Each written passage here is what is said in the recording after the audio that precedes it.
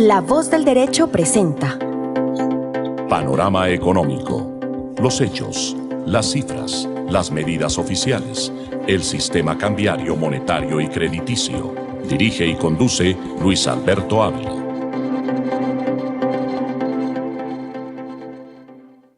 Bienvenidos a Panorama Económico con la dirección general del doctor José Gregorio Hernández Galindo.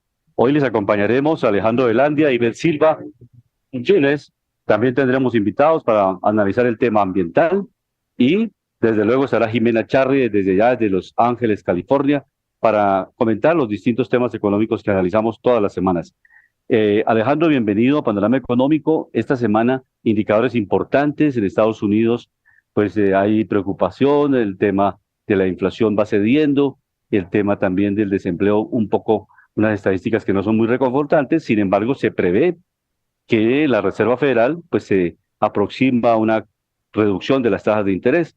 Eso generará pues posibilidades también que muchos capitales que se iban para Estados Unidos puedan venir a América Latina, y eso es positivo para América Latina, que esos capitales golondrina que van de país en país buscando rentabilidad, pues teniendo en cuenta que baja la tasa de interés de la Reserva Federal, tratan de buscar otros mercados para invertir, para ganar rentabilidad, y puede que América Latina tenga un efecto positivo. Alejandro, ¿cómo está esta semana, este cierre hoy viernes 30 de agosto del año 2024, los indicadores económicos más importantes a nivel global? Sí, muy buenas tardes a todos los oyentes de nuestro programa Panorama Económico, mis estimados colegas Luis Alberto, hoy desde la ciudad de Tunja, quien nos acompaña Alejandro Velandia desde la ciudad de Bogotá, Jimena desde la ciudad de Los Ángeles y Beth Silva desde la ciudad de Dallas, Texas, y nuestros invitados el día de hoy. Estábamos mirando, por ejemplo, el tema de Estados Unidos, hoy a nivel internacional, el tema de los mercados. Estábamos mirando la tasa de desempleo que pasó del 4.1 al 4.3%.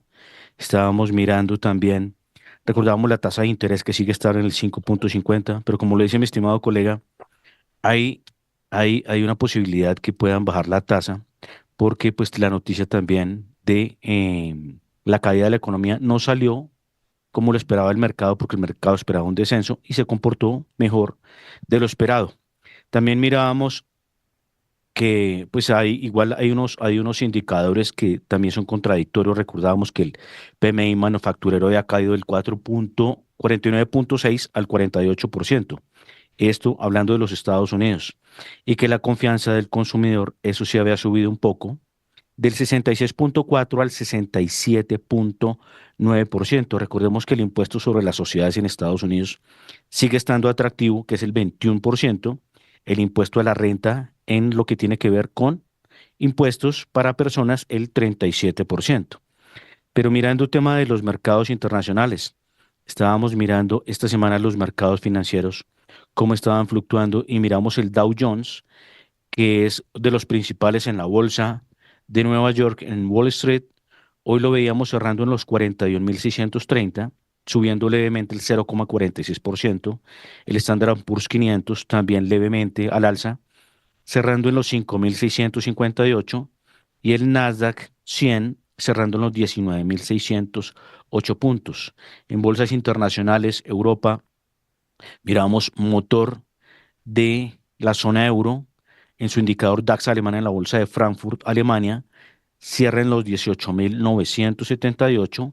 Este cierra en esta semana levemente al alza el 0.15%.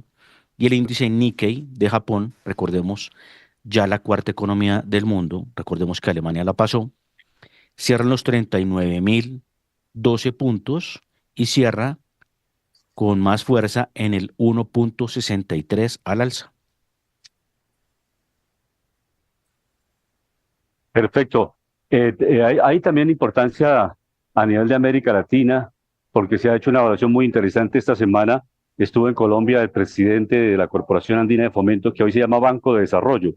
El presidente Sergio Díaz de Granados ha venido analizando temas interesantes de América Latina, tres elementos fundamentales: el cambio climático, el tema que tiene que ver con la transición energética y el tema tecnológico. Tres elementos que Sergio Granados en la Universidad Jorge Tadeo Lozano analizó esto para América Latina, porque vamos muy lejos de Estados Unidos y de China en cuanto a cobertura y todo lo que tiene que ver con Internet y pues los avances tecnológicos. Estamos en el 10% de lo que han logrado Estados Unidos, China, Japón y las grandes potencias en materia de avance tecnológico, de energía eléctrica y desde luego también en materia de servicio de Internet, sobre todo en las zonas más remotas. Entonces, por esa es la razón, y se discutía en algunas ocasiones anteriores cómo si se podría a través de satélite, a través de qué mecanismos se pueda llegar más rápido a muchas regiones más remotas de Colombia que aún no se tiene con este servicio. Entonces, porque de eso depende la productividad de las regiones. O sea, un país no puede avanzar, como lo comentaba ayer Sergio Díaz Granados en la Universidad Jorge Tadeo Lozano, donde se cumplieron los 50 años del Consejo Nacional de Profesional de Economía. Este consejo es el que expide la tarjeta profesional para poder ejercer la profesión de economista en Colombia. Este consejo, pues en estos 50 años, Rubia Elena Velosa, que ha sido su directora ejecutiva durante estos 50 años, pues manifestaba cómo ha cumplido un papel fundamental en el ejercicio profesional, en la responsabilidad que se tiene. Obviamente que no se ha cumplido al 100% la ley del economista, la ley 37, que es la que rige las actividades profesionales, cómo los economistas pueden trabajar en comercio internacional, inversión extranjera, mercado de capitales, en fin, en varias actividades. Y también otras actividades profesionales que en el mundo, no solamente en Colombia, han venido invadiendo campos como las finanzas internacionales, carreras como comercio exterior, en fin, que son colaterales a la economía, que son, digamos, derivadas de la economía, pero que de todas maneras han sido competencia. Y también analizábamos con Sergio Díaz Granados el enfoque internacional, cómo, en qué velocidad tienen que los países que hacer la transición energética. Y en eso también se planteaba que Colombia y los países de América Latina no van al mismo ritmo en la transición energética que los mismos países desarrollados, porque si bien es cierto, los países desarrollados siguen explotando petróleo, siguen explotando gas, pero también van a una velocidad mucho más alta en materia de hidrógeno, energía eólica, energía solar y la cobertura y los niveles de inversión que desarrollan estos países. Entonces, esta es una diferencia grande que cada vez más nos hace más, pues la distancia es más grande entre los países de América Latina y pues del resto del mundo, la Unión Europea, los países asiáticos, los mismos Estados Unidos. En la medida, comentábamos con Sergio Díaz, que no se logre disminuir esta brecha, pues muy difícil los países latinoamericanos que podamos entrar en las grandes ligas de la competencia mundial y el desarrollo económico y tecnológico del mundo. Entonces, estos son interrogantes bien importantes porque más allá del problema local, de esos problemas sectoriales y parroquiales pequeños, entre grupos de un lado o de otro, hay que tener una mirada integral hacia dónde va América Latina y qué estamos haciendo con todo el tema de transición energética, cambio climático y todo lo que tiene que ver también con inteligencia artificial, que en eso también estamos muy quedados frente al resto del mundo, Alejandro. Entonces, le dejo ese comentario de cómo ayer se analizó con distintos expertos el tema de la inteligencia artificial y cómo nosotros estamos rezagados frente a esta nueva tendencia global del uso de la inteligencia artificial en las distintas actividades económicas, en la salud, en la educación, en fin, en todas las áreas del desarrollo económico. Sí, es muy importante este tema desglosarlo. ¿Por qué? Porque si bien es cierto que obviamente el mundo está buscando una transición, recordemos que gran parte del consumo de la energía eléctrica va a ser también a través de la energía fósil, porque la energía que tenemos, como lo hablaba Luis Alberto, el tema de la energía eólica, la energía solar, el hidrógeno, la biomasa, bueno, y otras alternativas que incluyen la cadena de suministro de energía, pues no alcanzan precisamente para lo que necesita el planeta. Y recordemos que el planeta, como vive avanzando en el tema de desarrollo tecnológico, pues como hay más aparatos eléctricos, más carros eléctricos, más máquinas, se viene el tema de la tendencia de los robots, pues obviamente van a demandar mucha energía. Entonces, por eso es que Estados Unidos y China no le han dicho no al petróleo. Por el contrario, todo lo que es petróleo y gas han hecho mucho tema de desarrollo, por ejemplo, temas de fracking, tema de nueva exploración. China sigue con nuevo desarrollo, no por nada. China está protegiendo una zona que se llama las Islas Spratly y otras islas en el mar de China Meridional, precisamente porque dicen que hay mucho recurso energético y muchos están previendo que puede haber escasez de energía a futuro. Resulta que hay países como Canadá, como Venezuela y otros que tienen crudos pesados y extrapesados, que son de difícil extracción y son más costosos de operar. Por esto mismo es que se prevé también que puede haber una escasez de crudos livianos y que ya la industria empieza a necesitar mucho de esto, ¿no? Mirando precisamente las materias primas hoy, miramos el crudo en su referencia WTI, cierra en los $73.58. Este baja, corrijo, fuerte hoy en menos el 3.07% negativo. Repito, cierra en los $73.58 y cierra negativo en menos el 3,07%. En el caso del crudo Brent, cierra en los $76.95 y este cierra también negativo en menos el 2,37%. En un refugio que veíamos como una materia indispensable que buscan los inversionistas, los bancos centrales y los grandes capitales del mundo, miramos hoy el gran refugio que se llama oro, aparte del dólar norteamericano, pero este es un activo refugio de defensa. Hoy lo miramos en los $2.535 por cada onza y este cierra levemente o corrige a la baja porque viene subiendo en los últimos meses y cierra negativo en menos el 0,97%. En el caso de la plata, otro refugio por excelencia a nivel global, cierra en los $29.25 y cierra negativo en menos el 2,44%. En el caso de las materias primas y hablando de transición energética, hay que salir de los discursos falsos. ¿Por qué? Resulta que para tener esa transición, muchos países van a ganar con exploración, con desarrollo de tierras a nivel de exploración, esto que tiene que ver como materiales, por ejemplo, el cobre, que Chile es uno de los grandes tenedores a nivel global, Estados Unidos, Perú también tiene unas minas de oro considerables. Entonces nosotros, ¿por qué nos ponemos a atacar, por ejemplo, en Colombia y a cerrarle el cerco al petróleo y al gas cuando son también muy necesarios y hacen parte de la cadena de valor? Y para el desarrollo, como lo digo, de nuevas tecnologías se requiere exploración de metales precisamente y otros como el cobre que son necesarios. Hay otros que son el coltán, las tierras raras, que gran parte de un tenedor es China. Entonces, precisamente hay que mirar que siempre se va a necesitar materia prima. Hay algo en lo que sí estamos de acuerdo siempre, que es el cuidado ambiental y que las empresas hagan reparación, como muchas empresas que han habido responsables que donde hacen exploración, hacen revegetación. Entonces es algo interesante, se ayuda al planeta a ser amigable y también el país no tranca los proyectos de desarrollo minero y de exploración de minerales, que es tan interesante.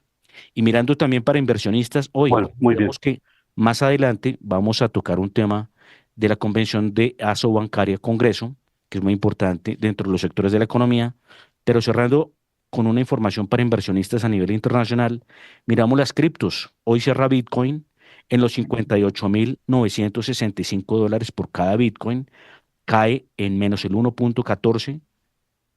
También miramos otra interesante del mercado, que es la segunda por bursatilidad, $2.506 y cierra también negativo en menos el 0,86%. Y cerramos con Solana en los 135,97 y esta cierra negativo en menos el 3,07%. Un cordial saludo para todos nuestros queridos oyentes de Panorama Económico, aquí en La Voz del Derecho. Fuerte saludo para nuestro equipo de trabajo y nuestros invitados. Y bueno, les cuento acá en Los Ángeles, estamos el día de hoy en 17 grados. Tendremos para el día de hoy máximas de 25 grados y para este fin de semana estaremos alrededor de los 32 grados. Ya iniciaron la temporada escolar, ya se acaba el verano acá en Estados Unidos, sin embargo, seguimos todavía con calores bastante altos en este país. Y bueno, Alejandro y doctor, niveles históricos del activo muy importante, que lo menciona Alejandro en muchos programas, el oro. Para ello, pues es importante contarle a nuestros oyentes, los precios del oro están en $2.500 por onza. Esto ha ganado alrededor de 20% más durante este año. Para ello, pues me parece importante que le contemos a las personas que están interesadas en este activo tan importante y sobre todo recordemos en épocas de guerra, lo importante que ha sido quienes han podido tener inversiones en el oro. ¿Cómo se compra el oro, Alejandro? Una persona que esté interesada en hacer una inversión de este activo, ¿cómo puede adquirirlo? Contémosle a nuestros oyentes cómo se puede lograr hacer esta inversión. Sí, Jimena y oyentes, pues hay varias formas de comprar y vender oro. Una de las más seguras, podría decirse, es entrar al mercado de valores, esto lo que tiene que ver con las bolsas de valores y, por ejemplo, comprar el oro o comprar compañías que comercian con el oro. Para tener una seguridad, por ejemplo, podría comprarse acciones de una compañía que sea muy fuerte vendiendo oro a nivel global. Hay varias compañías en el mundo, también lo que tiene que ver con plata. Muchas de estas compañías son australianas, canadienses, otras de Estados Unidos. En Colombia hay la Anglo American Gold. Esa es una forma de refugiarse en oro. Otro es comprar también a través del índice, que también se transa en la bolsa, a través de un índice que mide el oro y también se puede cotizar a través de este. Y también comprar papeles respaldados en oro. Ya a nivel físico hay muchos agentes en el mercado que venden lingotes de oro, grandes, pequeños, lingotes de algunas onzas o lingotes ya pues algo más grandes, parecido como es el tamaño de un ladrillo, pero pues ya esos son lingotes que pues ya costarían muchísimo, pero también salió en el mercado la opción de comprar unos lingotes mucho más pequeños. Esto sirve de refugio. Lo interesante del oro es que no se pudre, es un metal que está durante muchísimos años, es un metal que desde hace cientos de años ha sido un gran refugio y que es una materia prima, aparte de que se ve como refugio porque tiene una buena duración a través del tiempo, pues es una materia prima que también se usa en muchas industrias. Entonces, tecnología y otras cosas, esto también lo que tiene que ver con la plata. Hay otros metales también, por ejemplo, como el rodio, que es costoso, pero hablando del oro, es algo que es estratégico, que es bueno, puede pasar ante muchas situaciones complejas del planeta y en gran parte va a conservar su valor.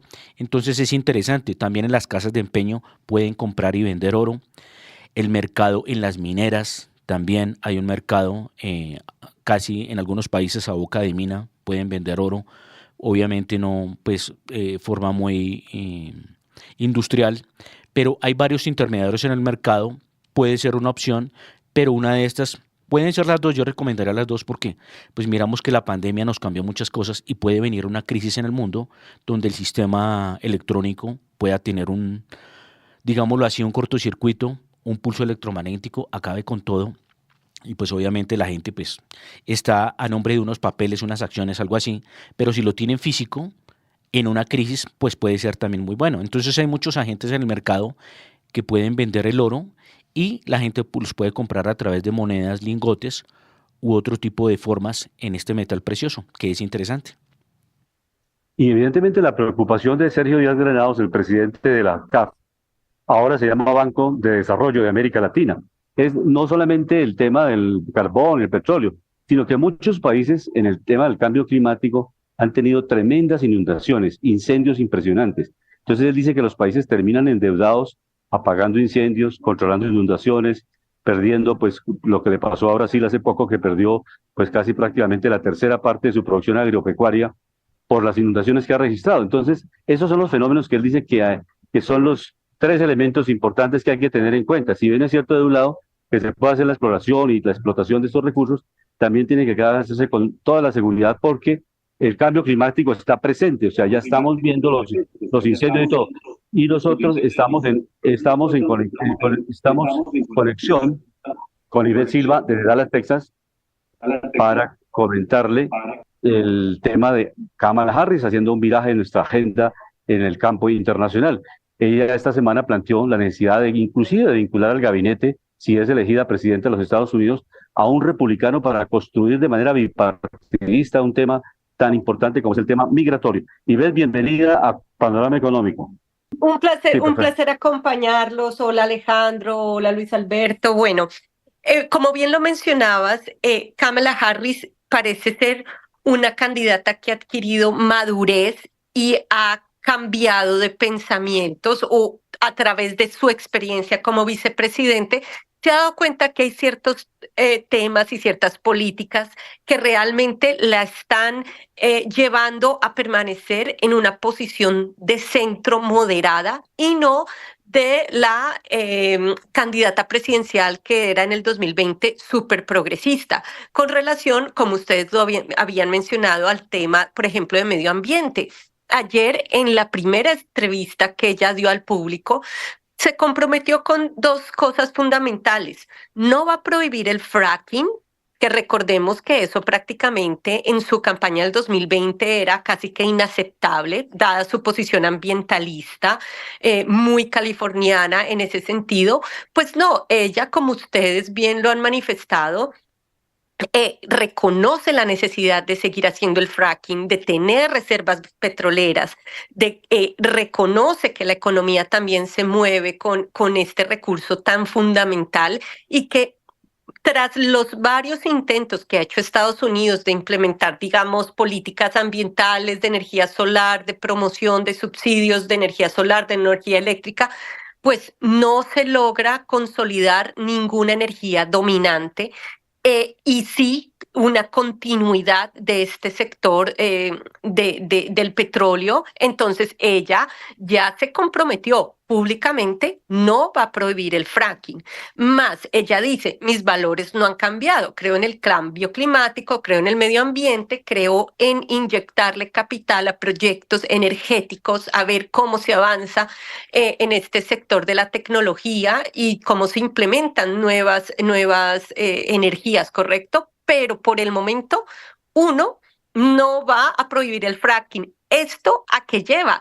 Esto lleva a darle tranquilidad a las grandes petroleras de los Estados Unidos, de quien ella también busca apoyo, ¿correcto? O sea, ella está adquiriendo una posición donde se va a ganar a republicanos, gente moderada y gente de centro, republicanos muy conservadores, pro Bush, pro McCain, pro Mitt Romney, que han salido a apoyarla y que quieren ver que en ciertas políticas ella no va a ser una amenaza para los capitales de ellos.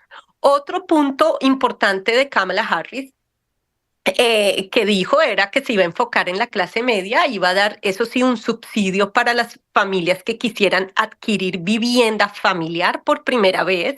Y ella lo dijo, el primer día me enfocaré en fortalecer la clase media. También manifestó que iba a tener políticas serias migratorias y eso lo vimos. Digamos que Donald Trump subió con un discurso y fue el discurso de atacar, digamos, las políticas de frontera abierta y permitir flujos migratorios que están desestabilizando los Estados Unidos. Sus discursos fueron muy claros, sus políticas fueron muy claras en frenar la migración ilegal en cierto sentido, en ciertas pequeñas programas de visas, pero ella dice y reconoce que esto es un temor que se ha generado no solamente muy fuerte en el Partido Republicano, sino que también los demócratas reconocen que hay que entrar a regular con mano fuerte la problemática migratoria. Ahora bien, ella dice, yo como fiscal general entiendo la problemática migratoria, pues por la frontera de California que es tan invadida y por la que pasa tanto flujo de personas desde México. Y obviamente ella dice que ha atacado con mano fuerte no solamente la inmigración ilegal, sino todas estas redes de tráfico humano y de tráfico de drogas como fiscal de California. Entonces ella se está presentando en una posición muy mano fuerte, diferente a la Kamala Harris súper progresista, de frontera abierta, súper proinmigrante que parecía proyectarse 4 años atrás. Otro punto importante a tener en cuenta y muy definitivo, y lo dejó muy claro, su posición respecto del conflicto Israel, ¿correcto? Israel en Medio Oriente, Israel y la guerra con Hamas. Correcto. Entonces, ella manifestó que seguirá apoyando a Israel como lo ha manifestado todos los republicanos y demócratas como aliado fundamental en la seguridad nacional de Estados Unidos en la región de Medio Oriente. Pero, y aquí viene lo que se consideraría progresismo. pero ella va a comenzar a luchar por tratar de establecer y de apoyar la propuesta de un segundo Estado y de reconocer el Estado, el territorio palestino, como un Estado, para darle una solución definitiva al conflicto pues armado en el Medio Oriente. Entonces, esto, digamos que tranquiliza a todas estas activistas pro derechos humanos que están pidiendo resarcimiento para el pueblo palestino. Perfecto. No sé si tenga Alejandro alguna pregunta o seguimos en este diálogo, en este análisis de panorama económico a nivel internacional. Alejandro. Sí, un comentario y saludos a Ivette en Dallas, Texas. Me parece interesante ese reversazo, obviamente es estratégico porque es tratar de autocorregir algo que no le funciona a Estados Unidos, que no le funcionaría y que lo pondría en peligro por el tema de seguridad energética. Recordamos que a Estados Unidos le tocó vivir muchas décadas dependiente del petróleo de Arabia Saudita, de Medio Oriente y otros países. Por eso era que se armaban guerras. Por eso Trump, cuando estuvo en su administración, desbloqueó muchos proyectos que Obama, Biden y su administración demócrata habían bloqueado. Esto me parece interesante. Me parece que obviamente están copiando cosas de la agenda republicana que obviamente buscaba el desarrollo, la autosostenibilidad. Entonces me parece que esa decisión es interesante y hay algo que veo, que todo esto obviamente no es porque ella esté tomando la decisión, sino personas al interior del Partido Demócrata que están diciendo, seamos lógicos, seamos estratégicos, porque recordábamos que Estados Unidos viene perdiendo competitividad y hay una cosa que quería decir que desde la administración Obama, también Biden, Hillary Clinton, la última en la que estamos de Biden, Estados Unidos tendía a castigar a muchos países con los que tiene problemas o conflictos a través del dólar. Esto está generando un problema a nivel futuro con Estados Unidos porque a Estados Unidos le conviene es incentivar el fortalecimiento del uso del dólar. Entre más use el comercio, entre más los bancos de reserva, los inversionistas capitalistas de todas partes del mundo como los rusos, los iraníes y otros usen el dólar, pues obviamente el dólar, los BRICS, que han dicho muchas veces que, recordémosle a los oyentes, el BRICS es el grupo de países emergentes más fuertes del mundo, donde está integrado por Brasil, Rusia, India, China y Sudáfrica, pues obviamente estaban mirando con las restricciones que tenía Estados Unidos de castigar a países como Rusia, pues empezar a funcionar en monedas entre ellos o fijar una moneda única entre estos países. Esto perjudica obviamente la economía de Estados Unidos porque recordemos que de los fuertes en las últimas décadas que le ha servido mucho a los Estados Unidos es el uso del dólar. Gracias a eso pueden emitir porque se genera una demanda en el mundo, se usa como reserva, entonces esto hace que Estados Unidos tenga una fortaleza y sea la economía número uno del mundo, porque vemos que en otros indicadores, lo que es déficit comercial y déficit presupuestario, pues Estados Unidos no ha logrado solucionar esto y que como lo comentaba en un anterior programa, Estados Unidos viene teniendo problemas de déficit comercial desde mediados de los 80. Y también algo que Perfecto. también vi que me parece interesante, que también debería verificar el Partido Demócrata, es revisar esa ley de subir los impuestos. Porque sube impuestos y como la hablábamos hace un momento, pues los mercados que hacen, los negocios que hacen, pues van y buscan otros centros atractivos en el mundo donde puedan ser competitivos a nivel de costos y las empresas puedan ser autosostenibles. Y también, como lo Perfecto. decía, la decisión fue estratégica. Los felicito porque están tomando decisiones sabias, no están siendo demagogos, no están siendo ideólogos, sino están siendo prácticos, pragmáticos. Más que eso, populistas. Ivette, pero en el campo ya para finalizar, en este diálogo que tenemos, las encuestas están subiendo un poquito, unos puntos a favor de Kamala Harris. Bueno, un poco en ciertos estados está subiendo las encuestas de Kamala Harris, pero igual podríamos decir que Donald Trump tiene una población muy establecida, muy leal. La votación. Republicanos que votan por republicanos, tiene muy firme todo su estrategia electoral, correcto, en ciertos estados que son claves y decisivos en las elecciones.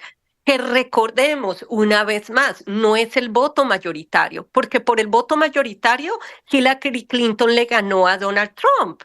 El Sí, problema es correcto. que aquí es el voto electoral y son los De los estados, colegios. los colegios los que entran a decidir ¿A quién le van a dar su voto? ¿Qué está haciendo Kamala Harris, por ejemplo? ¿Cuál es su estrategia en estos momentos? Se está yendo a la tierra Trump, literalmente. Y la gente está diciendo, aquí ella va a perder su voto. Pero su cometido no es convencer a la gente de que vote por ella más que no vote por Trump. Está tratando de quitarle esos incentivos, esa pasión al electorado de Trump que está dudoso, porque hay algunos dudosos en estos momentos en ciertas áreas y distritos. Entonces se ha enfocado no solamente en las áreas sobrepopuladas de grandes capitales de estado, sino que se está yendo a los campos, a las zonas rurales muy abandonadas que fueron prácticamente o son la base de MAGA, ¿no? De Make America Great Again, que es la base electoral de Donald Trump. Y ella, una pregunta. Sí, dime, Hacer una Alejandro. pregunta. Es que obviamente creo que uno de los fuertes en este momento de Trump, por las circunstancias que pasaron de tanta migración ilegal en los Estados Unidos, hablando de ciudades como Nueva York, que siempre se ha caracterizado en los últimos años por ser demócrata, esto no le va a pasar una factura fuerte al Partido Demócrata. Lo digo porque mucho neoyorquino estaba cansado con esa migración en desorden y con tanta delincuencia que había, por ejemplo, en esta ciudad. Lo mismo Chicago y otras ciudades de los Estados Unidos, ¿no? Que funcionaban como santuarios y que los connacionales o los residentes estaban precisamente queriendo un cambio y le estaban haciendo reclamo a los alcaldes y a los jefes de gobernación de estos estados porque eran los culpables de todo este tema, ¿no? Entonces hay que mirar, y de pronto la pregunta va es profunda, pues para mirar si esto le va a pasar la factura al Partido Demócrata. No.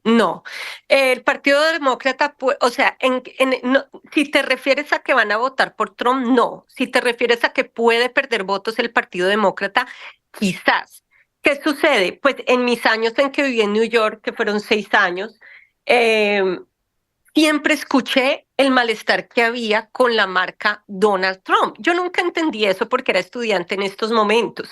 Sin embargo, si me preguntas ahora mismo, ¿le van a pasar factura a los demócratas, los New Yorkers, y van a votar por Trump? Yo te diría que no, porque hay 4 procesos muy delicados en contra de Donald Trump y muy públicos y no políticos realmente sobre fraude fiscal, fraude a las aseguradoras.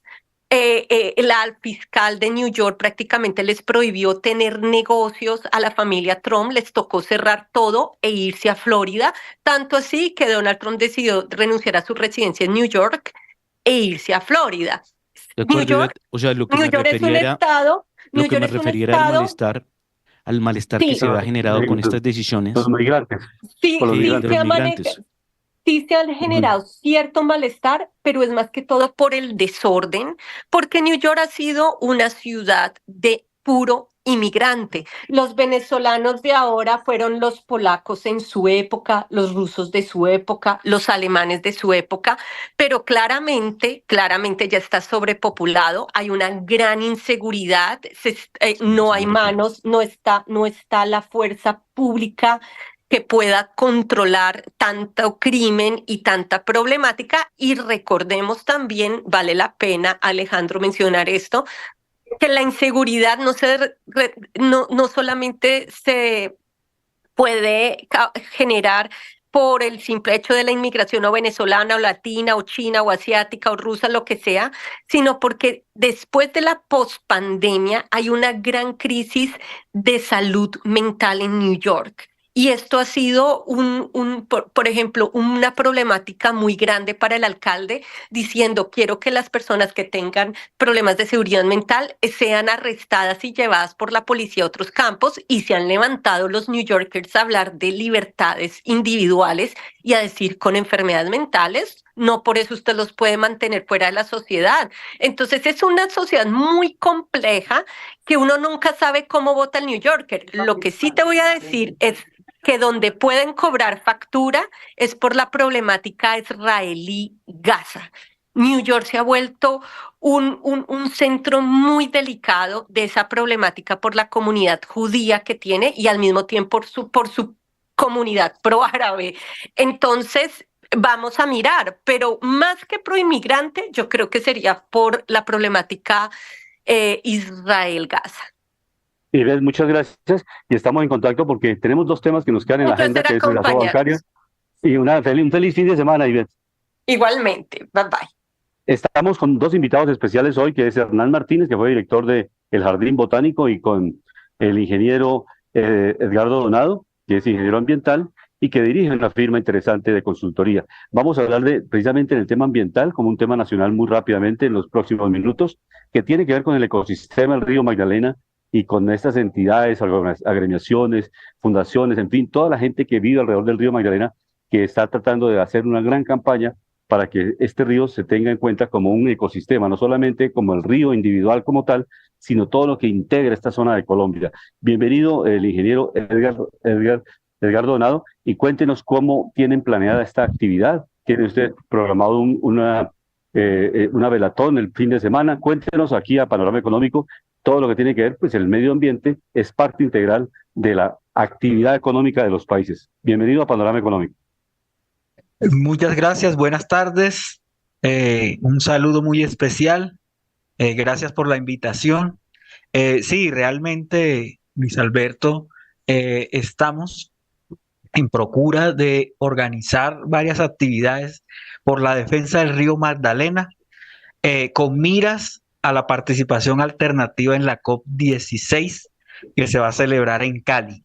Nosotros tenemos la intención de que se contemple el río Magdalena dentro de los compromisos que tiene el gobierno en esta cumbre. Resulta que como arteria principal fluvial de Colombia, que nace en el macizo colombiano y desemboca en la costa, en Bocas de Ceniza, hay que mirar el río Magdalena no solamente como una arteria fluvial únicamente, o sino que está asociado al concepto más amplio que es la cuenca. Y la cuenca recoge otros aspectos, tanto ambientales como económicos, sociales, culturales, etcétera, que es necesario que como ecosistema se proteja, así también su biodiversidad y los procesos organizativos y ambientales que están en toda la ribera. Estamos organizando una velatón para hacer visible el río Magdalena y convertirlo en tendencia. Eso va a ser mañana a las 6 de la tarde con el hashtag Velatón Río Magdalena. Ya ampliaremos un poquito algunos detalles del evento, pero básicamente esa es la intención. Una pregunta. ¿Está con nosotros? ¿Hernán Martínez también está con nosotros? Sí. ¿Hernán Martínez? Sí, ¿cómo está? Buenas tardes, Luis Alberto. Y un saludo, señor, a Panorama Económico. Perfecto. Cuéntenos, usted que tuvo la experiencia de Jardín Botánico, ¿cuál es la mirada que van a hacer y esa velatón que van a desarrollar en Bogotá específicamente? ¿Quiénes más van a participar?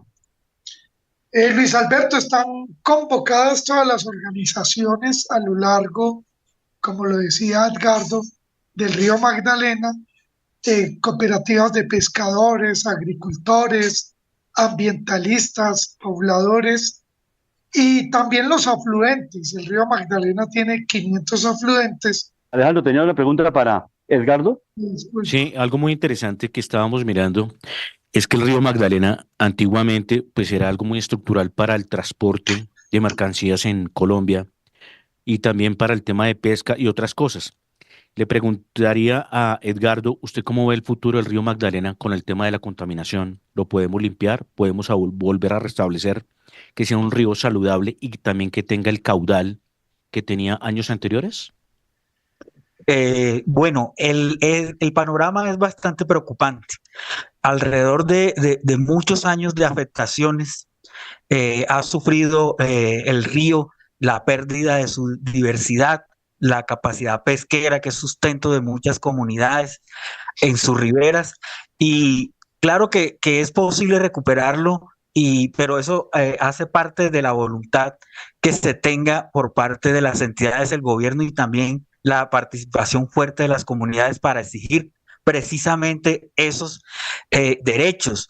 Hay que convertir al río nuevamente en lo que fue en sus inicios, por donde entró todo, digamos, el desarrollo del país, y proyectarlo como una fuente de vida, de riqueza y de economía en este, digamos, gobierno de la vida, como recordando algunas palabras de Gabriel García Márquez, vuelva a ser el río de la vida precisamente, pero claro que es posible, y por eso nosotros estamos en esta lucha y en esta convocatoria amplísima a nivel nacional para ir hacia allá es que vamos con esta iniciativa. Edgardo, ¿qué tanto se ha afectado el río Magdalena con el tema de las hidroeléctricas, de la industria hidroeléctrica? Bueno, mira, te puedo contar que aproximadamente el 70% de aguas residuales que vierten al río no tienen tratamiento. El río atraviesa 13 departamentos y 125 municipios, y en casi solamente en 48 hay plantas de tratamiento. La contaminación ha sido muy, muy grave para el río y la diversidad. Entonces, el tema también de construcciones, porque hay represas hidroeléctricas, digamos que, por ejemplo, en el caso de la agricultura, aproximadamente 55.8% de la demanda hídrica para agricultura proviene de la cuenca del Magdalena Cauca. Entonces, las afectaciones por generación también de hidroeléctricas y construcciones lo ha afectado, por supuesto.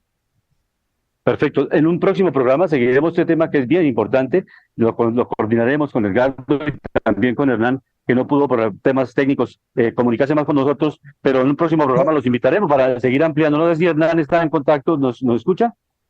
Sí, les escucho, estoy en contacto. Perfecto, entonces, sí, le escuchamos. Hubo una interrupción y por eso no podemos seguir la entrevista preguntando. Pero cerremos. Logísticamente en Bogotá hay un comité de promoción de este proyecto grande del ecosistema Río Magdalena. ¿En Bogotá específicamente hay un comité o eso es solamente a nivel nacional un solo comité de trabajo? No, tenemos aquí con el Río Bogotá organizados a varios colectivos. Van a prender velas en el río Tunjuelito, ahí en Usme. También Edgardo va a estar con las personas de San Cristóbal en el río Fucha, con el acueducto de Bogotá vamos a estar en el Virrey, y ahí se han ido sumando varios ambientalistas y esperamos mañana tener ya bastantes puntos en Bogotá. Perfecto, Hernán, muchas gracias a usted y a Edgardo. En los próximos programas los invitaremos para hacer un balance de cómo les fue en esta Velatón. Y en el tema financiero, Alejandro, interesante alcanzar a pasar la entrevista de Asobancaria, que es esta semana un evento muy importante, y los puntos de vista de los dirigentes de Asobancaria, por lo menos en su primera parte. Sí, algo muy importante, que estamos cerrando hoy el Congreso de Asobancaria en Cartagena, donde hay actores y protagonistas muy importantes de la economía a nivel nacional.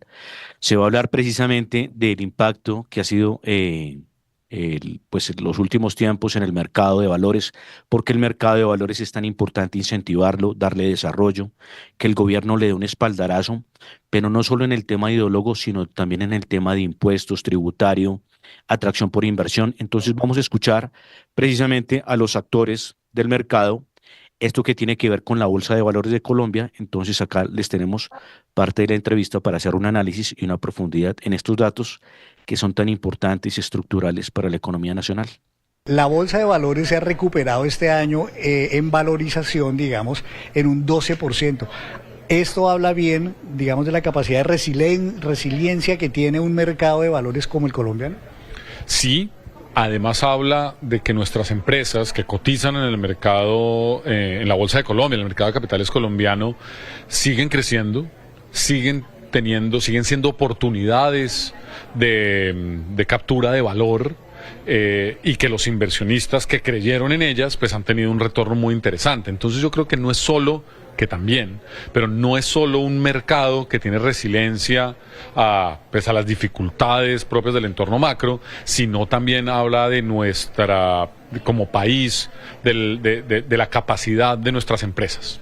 Hay empresas como Ecopetrol, por ejemplo, que digamos de unos años atrás acá el volumen de negociación ha bajado casi a la mitad. En general, en toda la bolsa, los volúmenes, ¿cómo se han comportado? A ver, En general, nosotros en los años pasados tuvimos una pérdida de liquidez en el mercado, es decir, los montos negociados diariamente en las principales especies habían venido cayendo, pero este primer semestre ha sido muy bueno en términos de los montos negociados. Solamente para que nos demos una idea, el año pasado en promedio, diariamente, en acciones colombianas, estábamos negociando alrededor de 55.000 millones de pesos. Este año, en lo corrido del año, vamos en los 85.000 millones de pesos. ¿Por qué se explica esto? Como usted mencionaba, de un lado, la recuperación de los precios, las personas están más interesadas en invertir en renta variable. De otro lado, la reducción de la tasa de interés del Banco de la República hace que el interés de los inversionistas por acciones en lugar de la renta fija haya subido. Y en tercer lugar, como le decía, nosotros en el mercado colombiano tenemos empresas muy interesantes, con un potencial de valorización muy importante. Y yo creo que los inversionistas son conscientes de eso y han decidido acudir al mercado en busca de esas opciones. Usted menciona a las personas naturales. En países como Estados Unidos, entiendo, un 40% de la gente fácilmente invierte en acciones porque lo ven justamente como un valor importante en los que hay que invertir.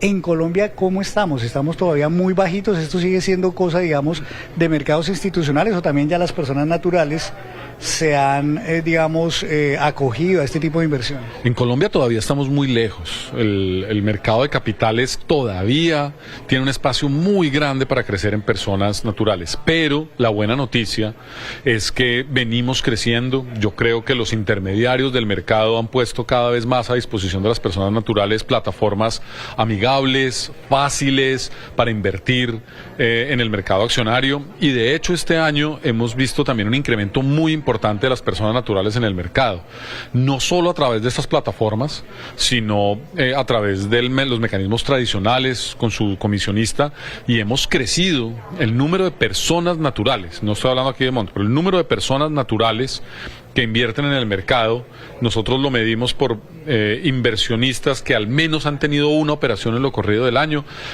se ha doblado en lo que llevamos. Entonces creo que vamos por buen camino, pero el espacio todavía es muchísimo. Y uniéndolo con su pregunta anterior, eso es una de las razones que nos hacen pensar que todavía hay un espacio y un potencial de valorización importante, porque en la medida en que las personas estén entrando al mercado a demandar estas acciones, pues su precio debe reaccionar. Sí, recordamos y damos el agradecimiento a Caracol. Precisamente ellos fueron los que hicieron la entrevista y que nos sirve de análisis para mirar todo lo que se habló en el Congreso, las cosas que quedan como inquietud, por qué es tan importante el mercado de valores, y algo que se olvidó preguntar, que es muy importante, lo que siempre se trata para los inversionistas es ¿qué va a hacer el gobierno para incentivar la inversión? O sea, aparte de las políticas que tiene, que es muy importante mirar el tema de los impuestos. Si los impuestos a los dividendos, a las utilidades, baja para los inversionistas, si los impuestos baja para la valorización que se llegue a tener, si es algo muy grande, pues obviamente esto incentiva a que el mercado nacional se vuelva un atractivo a nivel de América. Recordemos que hay ya una unión que se va a hacer, que se está haciendo entre las bolsas de valores de Sí, perfecto, Alejandro. Chile, de Perú y otras.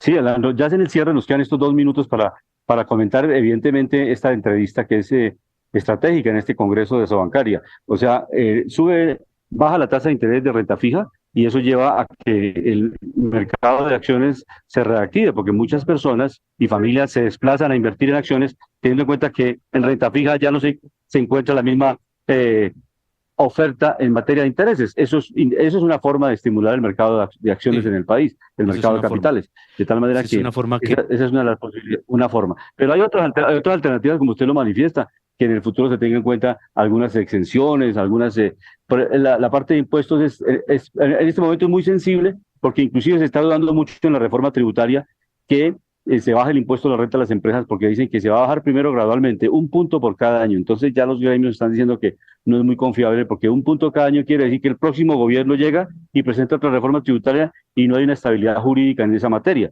Entonces, pues no es fácil este manejo económico en estos años, porque ya estamos en la segunda fase de este gobierno, de esta administración, y la expectativa del siguiente gobierno. Entonces, vamos a ver cómo se puede redondear este tema en los próximos programas. Y estamos llegando al final, Alejandro, para ir cerrando Panorama Económico. Nos quedan 2 minutos. Sí, Alejandro, es algo muy importante. estoy escuchando. Sí, es algo muy importante lo que estábamos hablando con el tema de el análisis y el balance de Asobancaria, pero más que todo con lo que pasa en el mercado de capitales. El mercado de capitales en los últimos días transa cifras prácticamente promedio de 50.000 millones. Yo recuerdo cotizaciones del mercado cuando superaba 2010 al 2020, cotizaciones del mercado diarias de 100.000 millones, 200.000 millones, hasta más, ¿no? Entonces, por eso es que yo hablo que tiene que haber una política de Estado que reactive el sistema, que reactive el mercado, porque obviamente, recordémosle a los oyentes, que en este mercado se transan, si es cierto que no es muy grande, también se transan activos estratégicos que son muy importantes. Acá hay financieras, están varios bancos, está Bancolombia, bancos del Grupo Aval, está también la compañía número 1 por ingresos en Colombia, que tiene más accionistas en Colombia que es Ecopetrol. Están otras del sector infraestructura, están otras del sector retail como el Éxito, están empresas muy importantes que requieren que haya un mercado muy dinámico y que también haya mucha atracción por inversión. La mejor forma de hacer que un mercado en economía se vuelva interesante es obviamente bajar los impuestos para que los grandes capitales o los pequeños capitales, tanto de adentro del país como de afuera, pues obviamente ven en Colombia un nicho para poder invertir y que esto a su vez pueda generar una cadena de valor. Entonces es muy importante que entre los académicos y los actores del mercado y los que están en el gobierno fijen las políticas necesarias para que Colombia pueda ser un puente financiero. Pues no por nada, la geografía nos regaló una ubicación estratégica muy buena. Estamos en toda la mitad de América, al lado de un puente comercial, y si nosotros copiamos el desarrollo de otros países, vamos a ser un país con desarrollo, pero con una visión lógica y muy técnica en el tema económico. Perfecto, nos pasamos un minutico en el programa de hoy. Panorama Económico llega al final con la dirección general del doctor José Gregorio Hernández Galindo. Hoy estuvimos con ustedes Jimena Charri, Alejandro Velandia, Jimena Charri, nuestros invitados Edgar Donado, Hernán Martínez. Nos escuchamos la próxima semana en Panorama Económico.